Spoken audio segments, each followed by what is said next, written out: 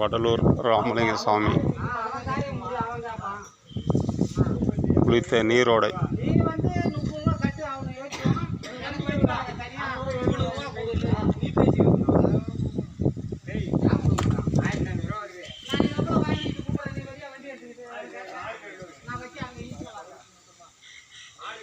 வத்தாத நீரோடை இது.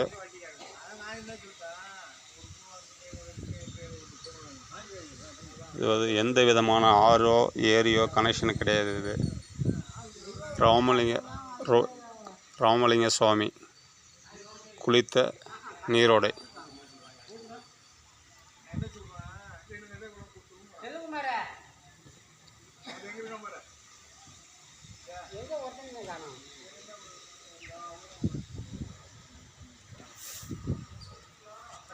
இது எது ஏரிகிரி ஏதாவது கனெக்ஷன் இருக்காண்ணா அதில்?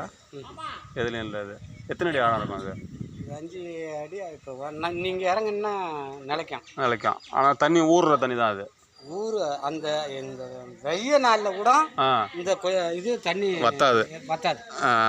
இது வந்து இந்த தண்ணி வந்து ஊறி அந்த வயலுக்கெல்லாம் போய் பாயுது. இது வரலாறு.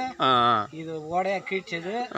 தண்ணி வட்டாத தண்ணி பாசனத்துக்கு இது போயிட்டு இருக்க. இது வேற ஊறி வர தண்ணி வடிஞ்சாலும் இதுல தண்ணி. ஆனா இது ஒரு ஆழம் 5 அடி தான் இருக்கு. எனக்கே இப்ப இறங்குனா அந்த மட்டம் நிற்கும். அதான் சரிங்கண்ணா. 5 அடி ஆழம் தண்ணீர் இருக்கு. வெய்ய காலத்துலயும் இது வத்தாது. ஒன்றும் இல்லை. இதில் அந்த பிஸ்கட் இருக்குல்ல, அதை போட்டிங்கன்னு வச்சுக்க, இந்த மீன் நம்ம தொட்டியில் கட்டி வளர்க்குற மீன், அதை நீங்களே இப்போ வளர்த்துட்டு இருக்கலாம். அது பெருத்து தொட்டி உடைக்குதுன்னு கொண்டாந்து விட்டது தான்.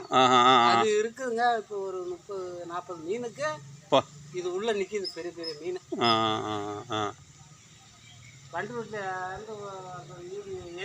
பாருங்க அந்த மீன் அதோட பெருசா இருக்கு. நீரோடை வடலூர் ராமலிங்க சாமி வந்து இது பண்ணது.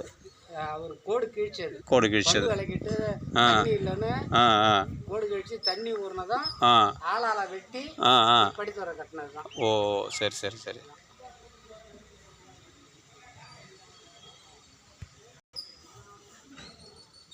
வரும் பாருங்க அந்த பெரிய மீன். போயிடுச்சு. பெரிய மீன் அங்கே இருக்கு. தண்ணி தலையில் தெளிச்சிக்கலாமா?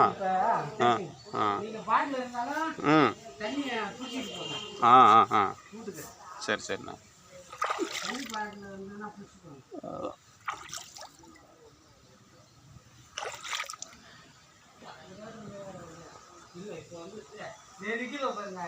இது பெரிய மீன் பூராதா அங்கே நிற்க. ஆமாம் ஆமாம்.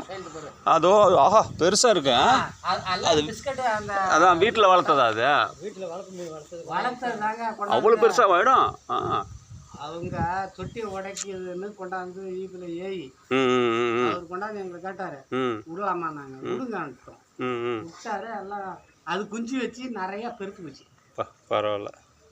அது 3 கிலோ தாண்டி வரும். அதாவது வந்து ஒரு சாணக்கண்டை இது உள்ள நிற்கிறது குறைஞ்சபட்சம் ஒரு 7-8 கிலோ இருக்கு. அந்தாண்ட குட்டையிலேருந்து இங்காண்ட அந்த சந்து இருக்கு. அது வழியா போய் இப்போ அந்த குளத்து மட்டத்துக்கு தண்ணி இருக்கா? கட்டி வச்சு ரெண்டும் ஒரே மட்டமா இருக்கு தண்ணி. மட்டம் கரெக்டாக இருக்கு. பைப்பு தான்.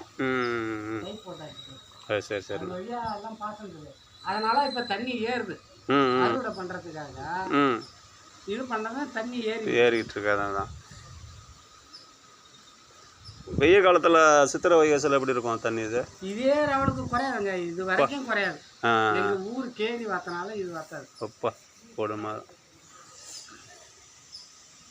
ஒன்றுங்க. நான் திருச்சி வரைக்கும் அங்காண்ட போய் வேலை செஞ்சுட்டு வந்திருக்கேன்.